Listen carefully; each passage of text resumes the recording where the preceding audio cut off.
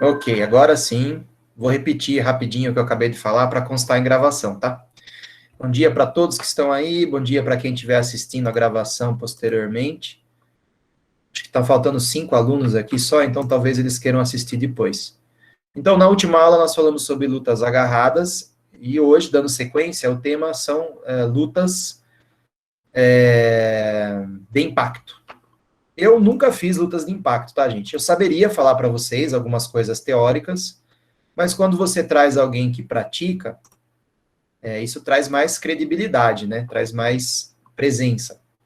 Então, quando o tema são lutas de impacto, eu gosto sempre de convidar alunos da própria FEFISO, muitas vezes da própria sala, quando tem, para falar um pouquinho sobre a experiência que teve, né? Sobre os principais golpes, como que se treina, a história, a filosofia da arte que pratica. Então, já passaram por essa aula muitos ex-alunos FEFISO, que são lutadores, tá? A gente sempre tem essa vantagem, né? Sempre tem bastante gente legal na FEFISO, que pratica uma série de artes aí, e sempre se prontifica a participar. Essa sala, que é uma sala bacana, né? Primeiro que é uma sala grande, não tão grande mais, né? Começou lá com 80, tá terminando com 30, já foi maior, mas continua sendo uma sala grande, e sempre cheio de gente talentosa, né? Na ginástica tá cheio de gente que manda bem, nas danças e nas lutas não seria diferente. Nós temos aqui, por sorte, pelo menos 2, se tiver mais alguém eu peço desculpas, né? Pode também se manifestar aí, comentar, dialogar. Pelo menos 2 pessoas que fazem lutas de impacto, né? Que gostam das lutas e são praticantes. Então, se ofereceram gentilmente para conversar com a gente hoje, o Bruno e o Gilberto, tá? Combinei com eles, deles falarem um pouquinho da vida deles enquanto lutadores, do que eles praticam, da história, dos golpes, e combinamos de dar uma aula para cada um, tá? Vai dar em torno de 35 minutos para cada um, porque, né, a gente perde um pouquinho de tempo no começo, tem que acabar um pouquinho antes para fazer chamada, então dá aí uns 35, 40 minutos para cada um falar. Deixei eles livres, né? Não sei se eles vão usar slides, vídeos, alguma coisa, ou só vão comentar, bater papo. Deixei eles livres para eles organizarem da maneira.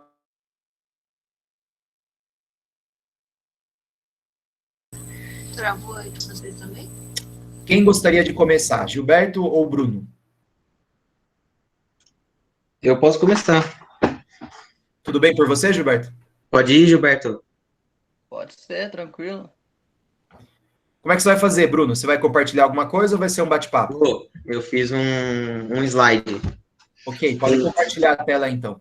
Uma mera apresentação de slide, mas eu fiz. Tranquilo, como você achar melhor. Então, fechou. Você consegue compartilhar aí? Tô clicando aqui, peraí. Sem pressa. Deu uma travada. Aí você pode ir mais ou menos até umas 10h10, 10h15, tá, Bruno? Tá bom. Nossa, meu PC travou total, velho. Quer inverter a ordem então? Gilberto começa? Peraí, não, voltou. Voltou.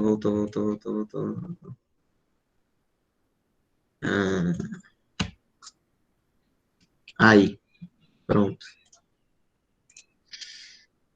Tá aparecendo aí para vocês? Tá sim. Manda bala, Bruno. Fechado. Bom, galera, primeiramente, bom dia para todo mundo. Obrigado, Rubens, por ter me dado essa oportunidade de falar um pouco sobre a arte marcial que me formou como adolescente, nesse período de 18, 20 anos. Eu sou um praticante de karatê desde 2016, algo assim. Eu já sou faixa preta, eu consegui concretizar a minha faixa preta lá na Colômbia. Em 2018, foi a minha primeira viagem de avião, minha primeira viagem internacional, eu consegui minha faixa preta lá. Tá aqui até hoje, com o meu dog, eu tenho o meu certificado, veio direto do Japão. Então, é uma filosofia, uma arte marcial que eu tenho muito orgulho e que me ensinou valores que eu vou levar para o resto da minha vida. Hoje em dia, eu não sou um praticante mais assíduo, hoje eu estou mais para a área do triatlon, mas o karatê fez parte da minha vida. Então vamos lá, começando pela palavra, galera. Karatê Kyokushin. Karatê significa mãos vazias. Kyokushin, aprofundar-se em verdade. Então o karatê nada mais é do que uma arte marcial que não se utiliza de equipamentos, não se utiliza de espadas, não se utiliza nenhuma arma branca, somente proteções durante o combate, e Kyokushin é aprofundar-se na verdade. Então, algo que se relaciona muito com isso é o dogi, pela cor dele ser branco, que representa a pureza do atleta, a pureza do Kyokushin, a pureza do praticante dessa arte marcial, onde é muito valorizado a palavra, honra, hierarquia. Todos nós sabemos que a base de todas as artes marciais são derivadas, né, do Oriente, e eles têm esses valores muito empregados. Então, nada mais justo do que nós replicarmos aqui no Ocidente também. Então, o karatê, caminho das mãos vazias, Kyokushin, aprofundar em verdade. O karatê, ele tem um símbolo chamado kanku. O kanku, eu não sei se vocês estão conseguindo ver aqui na minha tela, eu acho que sim, olha aqui para mim rapidão. São duas mãos unidas, e esse círculo branco aqui, central, é como se fosse o sol. Então, aqui são as duas mãos unidas, e aqui é o sol, certo? Isso aqui tem dois significados. O primeiro, esse movimento, na verdade, ele tem um significado que ele é aplicado em um kata. Então, o que esse kanku significa? Significa união de povos. São duas mãos unidas, olhando o sol entre elas, simbolizando, mostrando que independente de religião, independente de classe social, independente de sexo, de etnia, de gênero, branco, preto, rico, pobre, não interessa. Todos estão praticando pelo mesmo objetivo. Nos tornarmos melhores, pessoas de valores confiáveis, pessoas que saibam respeitar o seu corpo, pessoas que saibam respeitar o seu limite, se desafiar a cada treino, que é essa filosofia do Kyokushin, que é um esporte, que é um karatê de contato. Mais pra frente eu vou mostrar para vocês alguns exemplos, tá passando um avião bem aqui agora, mas é isso, esse símbolo simboliza a união de povos em prol do karatê Kyokushin. E existe um kata, que é como se fosse uma luta imaginária, que começa com esse movimento. Então, faz esse movimento, depois vai fazendo os demais. Então, esse é o símbolo do Karatê Kyokushin, União de Povos. Esse aqui foi o nosso mestre. Ele terminou sendo conhecido como Masoyama. Ele viveu de 23 a 94. Ele teve 3 nomes. Olha que doideira. Shoei Baidao, Matsutatsu Oyama, e depois abreviou-se para Masoyama. Shoei Baidao foi quando ele ainda estava na Coreia. O japonês, o karatê é uma arte japonesa criado por um coreano. Olha só que doido. Então, esse cara aqui, ele foi para o Japão. Tem duas linhas de histórias, né? Tem a parte que fala que ele foi para o Japão com o intuito de ser piloto, e a outra parte que também se liga a isso é que ele fugiu da Coreia por conta da guerra naquela época. Ele não queria lutar, então ele saiu rumo ao Japão. E lá ele desenvolveu a arte marcial, que é o Karatê Kyokushin. Esse aqui é o símbolo do Karatê Kyokushin. E ele se denominou Matsutatsu Oyama depois que ele passou um período na floresta, na montanha. A arte marcial do Karatê Kyokushin, ela é muito inspirada nesse cara aqui, ó, no Miyamoto Musashi. É um japonês. Essa data tá errada aqui. É de 1603 a 1668. E Matsutatsu Oyama significa renascido da montanha. O Masoyama, ele fez, na verdade, um copia e cola do Miyamoto Musashi. O Miyamoto Musashi, ele desenvolveu a sua arte marcial, ele aprimorou, né, o seu ser, o seu espírito na floresta, e quando ele retorna, tem uma época que ele fica preso, lendo um monte de livro, um monge ensina ele a ser quem ele se tornou. O Miyamoto Musashi foi um dos matadores mais fodidos de todos os tempos, e ele que desenvolveu o estilo de arte marcial com duas espadas. São duas espadas de madeira, uma mais longa e uma mais curta. Então, o Mazoyama, ele se recrutou na floresta e ele se desenvolveu, ele conseguiu quebrar pedra, ele conseguiu fazer um monte de coisa, ele se tornou um dos caras mais fortes, assim, do tempo dele, e ele foi denominado, e aí ele desenvolveu o estilo da arte marcial do Karate Kyokushin. Só uma curiosidade, na época do Miyamoto Musashi, era muito clássico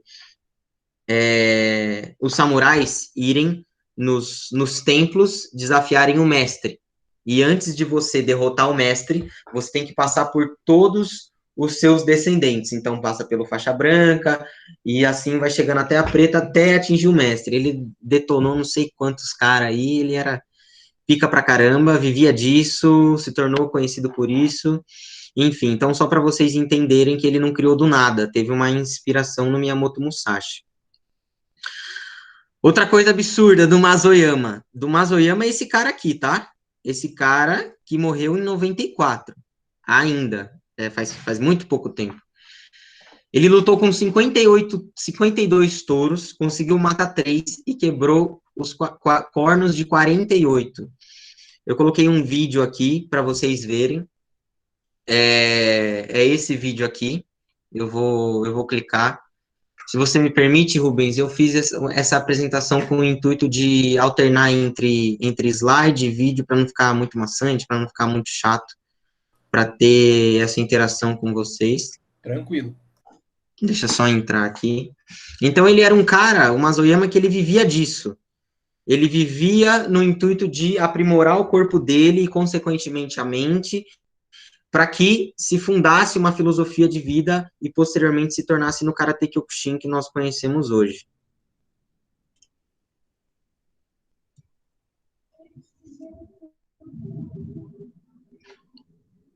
Maximiza a tela para a gente aí, Bruno.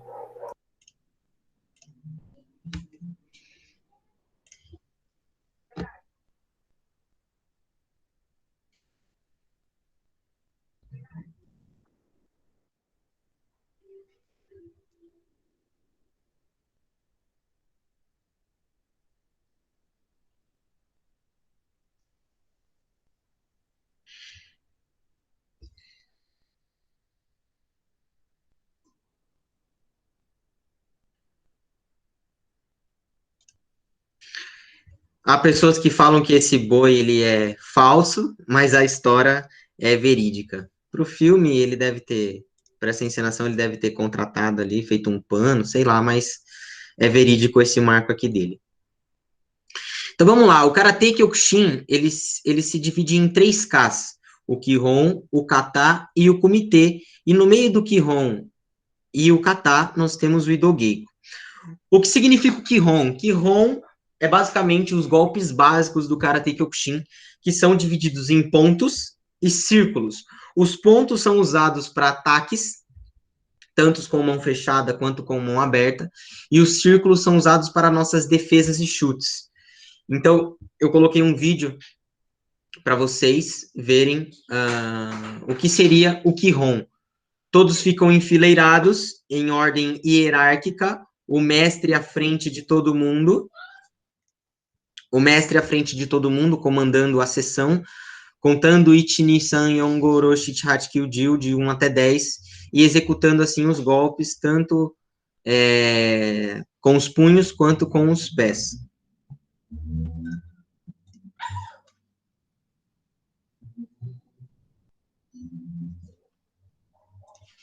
Aqui vocês vão ver o Mazoyama num camp, né, como se fosse um acampamento de karatecas.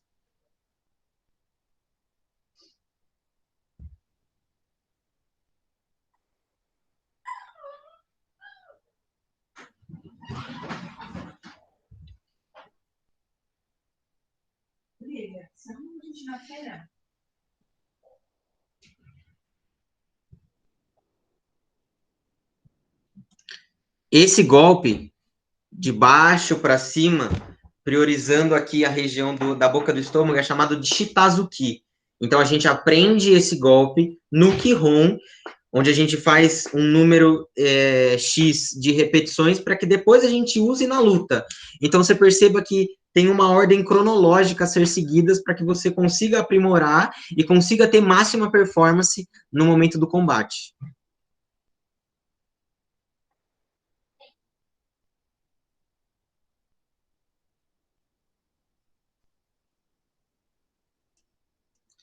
Esse aqui é o Kihon.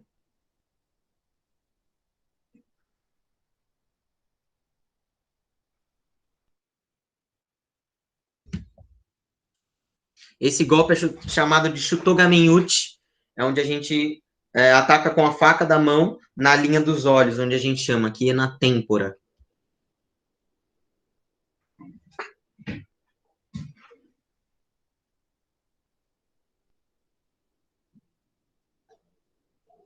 Então, vocês conseguiram ver o que é o Kihon.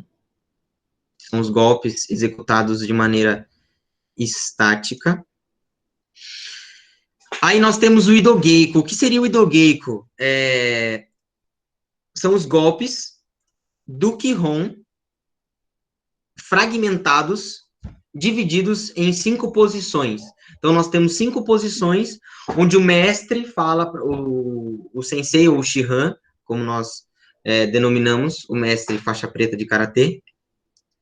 Ele nos pede uma dessas 5 posições, nós executamos, e aí ele vem falando, Shutogamenuchi, Hijijodanate, uma sequência que vai de encontro com o nível de habilidade técnica do aluno e condizente com a faixa também. Então, vamos supor que ele pede um número de X de 10 sequências, ele fala isso tudo em japonês, sem mostrar para a faixa preta, e aí você executa. Então, tem Maiashi, Maigiri, Oshiroashi, Oshirogiri, que é perna da frente, chuta frontal, perna de trás, faz um giro por trás, e aí para faixas pretas ele não mostra, ou seja, você tem que decodificar todas essas palavras em japonês, é como se fosse um quebra-cabeça. E aí você vai juntando até formar um golpe. Então, eu vou pegar o exemplo do Shutogamenuchi. Shutogamenuchi, são 3 palavras. Shuto é uma arma, faca da mão. Gamen é a linha dos olhos. Uchi é bater. Então, bater com a faca da mão na linha dos olhos. O cara tem que entender que eu quero isso. Aí tem com a mão direita, com a mão esquerda, se é mesmo lado da perna da frente, mesmo lado da perna de trás. Então, nós temos 5 posições para variar isso. E depois que é transferido os golpes básicos para o Idogeiko, onde a gente avança e recua, então percebe que o Kihon a gente faz os golpes de maneira estática. O Idogeiko a gente tem esse deslocamento para frente e para trás. O kata é como se fosse uma luta imaginária, onde a gente aplica, onde a gente soma os golpes que nós aprendemos no Kihon com as posições de deslocamento no Idogeiko para frente e para trás, onde a gente aplica numa sequência e se transforma no kata. Eu peguei o Mazoyama fazendo uma apresentação de kata para vocês verem como que é essa execução da luta imaginária.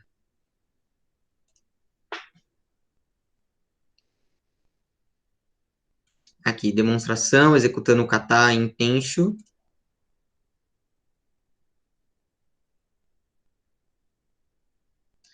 Galera, ó, óbvio que isso aqui é uma apresentação, tá? Isso aqui é um show. Na academia, a gente faz ali na academia mesmo. Então, é contando ichi, ni, san, faz o golpe. Sem o estralo, eu só coloquei para vocês entenderem que é por contagem. Tem a opção de você fazer com contagem, tem a opção de você fazer sem contagem. Quando a gente vai para campeonato, a gente treina sem contagem, porque aí não tem que ninguém contar pra gente, né?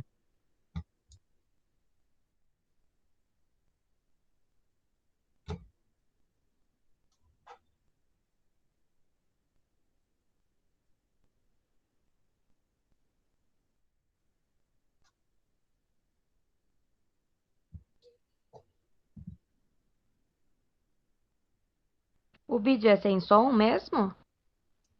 Não tá com som? Tá sem som. Vou comentar aqui. Só esse vídeo tá sem som ou os outros também estiveram sem som? Os outros também. Que triste. Stuart, eu acho que é o modo de apresentação que você tá usando. Se você colocar para apresentar uma guia, ele aparece o som. Talvez seja isso. Tem que colocar numa guia separada? Não, na hora da apresentação você tem 3 opções. Aí você coloca apresentar uma guia. Talvez seja isso. Não, tela inteira também funciona. Não deve ser isso, não. Ah, então não sei. Apresentar uma guia. Se você colocar apresentar uma guia, vai aparecer a página do YouTube. Vamos ver se sai o som. Me dá um ok aí. Saiu? Agora sim. Saiu sim. Beleza. Saiu um sonsaço. Saiu um puta som. Isso aqui é o e-book que eles chamam. É a arte de você expandir o som com a garganta aberta, contraindo o abdômen. Então, eu vou fazer aqui para vocês verem. Então, quando a gente fala ecoar o som pela garganta, quando faixa branca, a faixa amarela está começando, ele faz raspando. Mas, na verdade, você tem que abrir a glote, o som passa, e essa passagem de ar, quanto mais forte você fizer e contrair, é o som do e-book. É isso.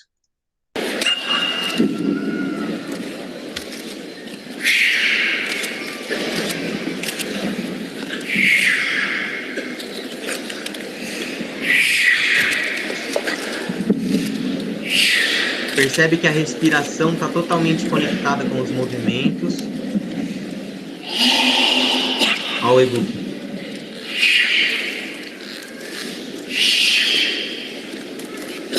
Olha como ele tem uma base sólida que é aprendida no Qigong.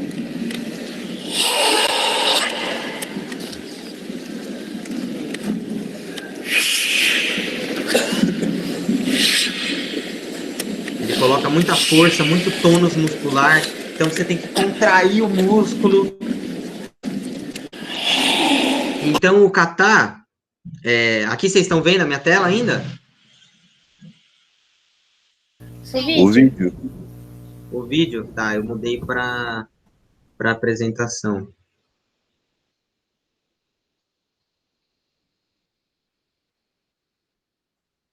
Tá. Aí aqui eu acho que eu parei de compartilhar a tela inteira.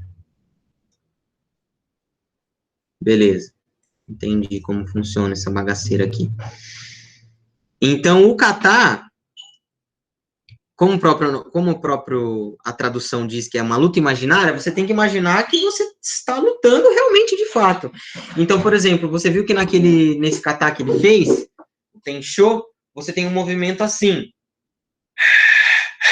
Aqui o que simboliza? Existem vários significados. Então, é como se uma pessoa estivesse vindo ao seu encontro, ela pega o seu punho, você tenta tirar, ela não sai, e aí você acaba jogando a mão dela para cima. E aí, consequentemente, se você tem esse entendimento de que cada golpe do kata, ele está relacionado a uma ação do cotidiano que poderia acontecer ali, óbvio, eles pensaram isso na época de batalhas, né? Você vai entender que o próximo golpe pode estar relacionado com o que você fez anterior. Então, esse deslocou a mão do oponente para cima. Depois disso, ele puxa a mão em guarda e faz para trás. Então, aqui eu desarmei a guarda do cara. O próximo golpe pode ser um ataque na linha dos olhos. Então, o kata é uma parte técnica, isso aqui é técnica, tá? Técnica. É uma parte técnica que eu amo, eu gosto muito, todos os campeonatos que eu fui participar, eu ganhei em primeiro lugar em kata, porque eu entendi que era necessário colocar um tônus muscular, ter essa questão da respiração, ter essa questão de vontade, etc. E aí o comitê é tudo isso, porém no tatame, onde a gente aplica os golpes que nós aprendemos. Óbvio que tem golpes que nós desenvolvemos apenas para o comitê, a gente não aprende no Qigong, nem no kata, eles são exclusivamente para lutas, mas percebem que tem uma ordem a ser seguida de aprendizado. Esses aqui são os 2 alunos do Mazoyama, o Yasujiro Shishinohe e o Tabata. Esse aqui eu não sei quem é. Eles estão vivos até hoje. E para a luta, aqui eu mostrei o Mazoyama fazendo o Qigong e o kata. Eu quero mostrar o aluno dele lutando, o Shishinohe, para vocês verem como que o Karate Kyokushin é uma arte de impacto. Tem alguém com o microfone ligado aí, eu acho.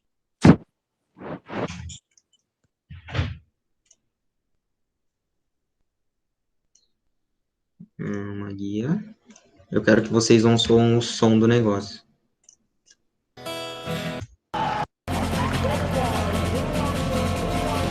Esse é o Xixi no Rei.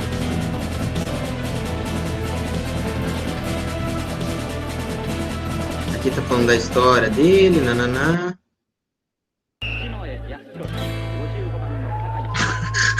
Peraí. Vocês viram isso?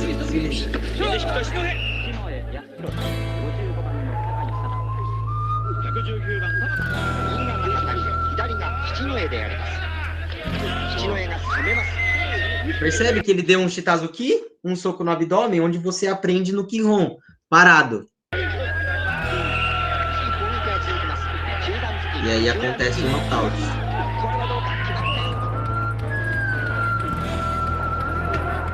Olha o soco desse cara, velho. A força dele é tão grande que ele pega o soco de cima pra baixo. O cara dá no peito do maluco e ele cai. Ó. Pum! Agora. Olha isso! Então não teve chute no rosto, não teve... Foi no peito. Onde a gente tem uma proteção bem rígida aqui, né?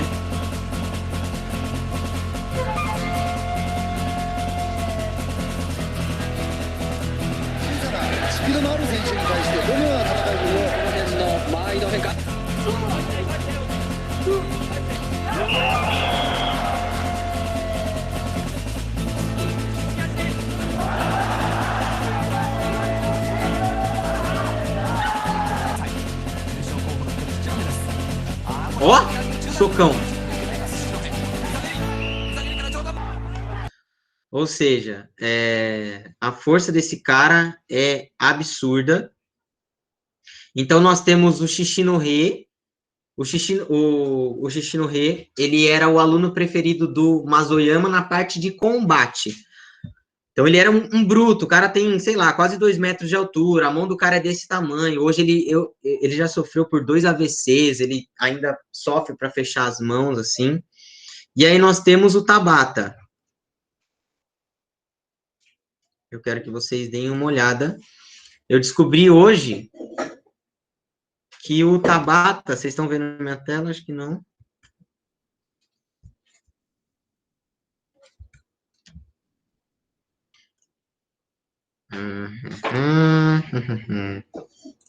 Espera aí. Eu descobri hoje que o Tabata, ele tem um canal no YouTube. Então, para vocês verem, cara, presta atenção. A questão de disciplina dos karatecas. Treino 1642 de 2000. Treino 1641 de 2000. Treino 1640 O cara não falta um treino. Então, aqui tá ele dando uns socos no saco, depois ele alongando e tal. Então, olha a disciplina do cara, velho. 1630, 1629. Absurdo. É outro patamar, esses caras. Aí, voltando para o YouTube.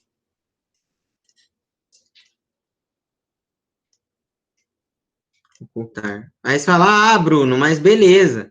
Os caras são antigão, né? Tem algum cara ainda que luta desse jeito? Tem. O nome desse cara é Jonathan Tineu, ele é da Espanha. Esse cara aqui, ele é alto também, e ele tem um golpe clássico dele, que é chamado de Kakato Geri.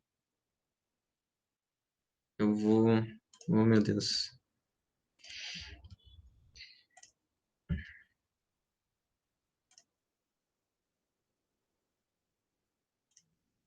Eu sei que tá sem som, mas eu quero que vocês prestem atenção no golpe. O Jonathan Tineu é esse carequinho aqui.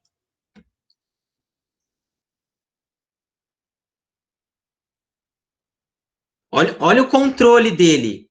Olha o controle dele. O cabeludinho tá arregaçando ele, entre aspas, e ele consegue manter a postura, que foi aprendida no Kihon e desenvolvida. Calejamento também é muito forte no Karate Kyokushin. A luta do Karate Kyokushin funciona o seguinte: perna vale em todos os lugares, coxa, costela, peito, cabeça, só não vale pegar o joelho de frente, e socos vale tronco menos a cabeça. Então eu posso socar no tronco, mas eu não posso socar na cabeça. Agora a perna é válida eu atingir na cabeça.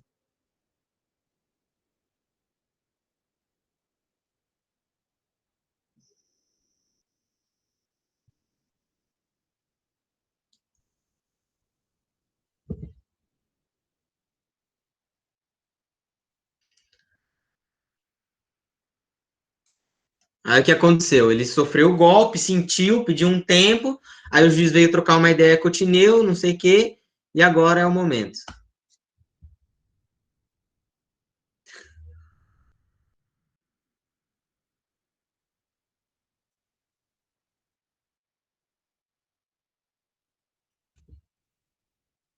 Ele deu um soco no rosto do Tineu. E ele, tranquilo. Vamos aí, vida que segue. Aí ele veio, tá tudo bem? Tá ok? Tranquilo? Certeza? Sim, sim, vamos continuar. Pô! É um golpe muito rápido, muito efetivo, e ele alonga sempre o Tineu. Então ele consegue ter essa amplitude de perna.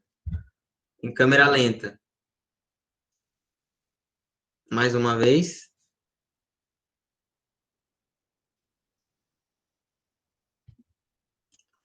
Nocaute. Acabou a luta. É assim que funciona. Não se agarrando, não fala esse beijo na boca. Vamos lá, continuando. Então aqui eu apresentei para vocês o Tineu. Diferença entre dogue e kimono, galera. Dogue é roupa de treino, kimono é um pijama, uma roupa para sair, enfim. Aqui no Brasil, ela veio com o nome de kimono, e tá errado, não é kimono que fala, o nome tradicional é dogue, roupa de treino, kimono é um pijama. Por que devem ter feito essa diferenciação, essa confusão de nomes, né? Parece, né? Parece muito. Fecha aqui pela frente, as mangas até o punho, as mangas até o punho.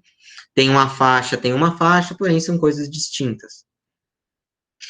E aí, agora eu quero contar para vocês, para a gente já ir finalizando, a gente está no 10º slide de 12, a lenda das faixas. Por que existem as faixas? Essa faixa é uma faixa do Karate Kyokushin tradicional, tá? Aqui está o seu nome em japonês, eu tenho a minha ali, e aqui vem de acordo com o seu dan. Então, se você faz exame para faixa preta, a primeira vez, você recebe 1 risquinho. Se você faz pela segunda vez, 2, 3 risquinhos, 4, nananã.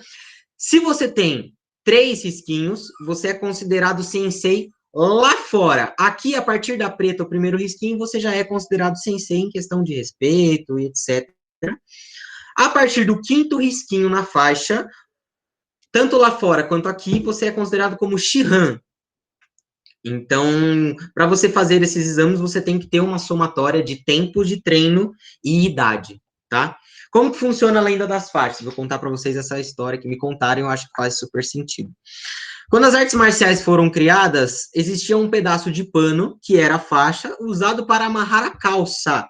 Você percebe que aqui a faixa, ela tá prendendo a calça na parte de cima do dogue. E todas eram brancas, era um pedaço de pano, todas eram brancas. E conforme a pessoa ia treinando e evoluindo, a faixa ia ficando suja. Porque isso significava esforço de treino, significava aprendizado, significava que o cara estava ali se empenhando. Então, quanto mais suja a faixa estivesse, mais gasta, significa que o aluno era o mais experiente, para diferenciar entre o iniciante e o avançado. Porém, o ser humano é um ser humano esperto, né? Ele quer levar vantagem em tudo. O que aconteceu? Existiram pessoas que começaram a sujar a faixa de propósito, no barro. Pegava lâmina e começava a raspar para os fios saírem, e isso as pessoas, nossa, aquele cara é experiente, meu Deus do céu, tá suja, tá, meu Deus, esbagaçada a faixa, o cara é top. Porém, não era. E aí descobriram isso, então percebe que você começava na branca e quanto mais suja, ou seja, ela ia para preta, era o mais experiente. Então, como as pessoas começaram a trapacear isso, começaram a colocar as cores de faixa. Para crianças abaixo de 12 anos, nós temos 10 faixas. Branca, laranja, azul clara, azul escuro, amarelo, verde, roxa, marrom 1, marrom 2 e preta. Para adulto, nós temos 7. Branca, laranja, azul escuro, amarelo, verde, marrom e preta. Então, essa é a lenda do porquê criaram as cores das faixas. Aqui eu deixei para vocês uma parte de entretenimento, se vocês quiserem pesquisar, tira um print dessa tela aí. Aqui é um livro sobre o Musashi, eu nunca li. Aqui é um filme sobre o Oyama, sobre o Mazoyama, o lutador lendário, é super legal. É longo pra caramba, mas vale super a pena, se vocês quiserem saber um pouco de como foi a história do Mazoyama. Esse filme conta exatamente como foi. E aí nós temos o cara que inspirou o Mazoyama a criar essa arte marcial, que é o Miyamoto Musashi. O livro dos 5 Anéis é um livro de estratégia de guerra, como se fosse a arte da guerra. E aqui, o Musashi, volume 1 e volume 2, cara, são 2 livros dessa grossura aqui, cada um, onde fala sobre a história do Musashi. Então, aqui são as técnicas de combate, aqui é sobre a história. E eu espero que vocês tenham gostado. Muito obrigado, é a nossa palavra de comando, que significa quase todas as coisas que nós falamos no Karate Kyokushin. E é isso aí. Muito bom, Bruno. Nós que agradecemos a sua exposição e a sua boa vontade em colaborar com a aula, tá? Eu vou parar a gravação aqui para começar uma nova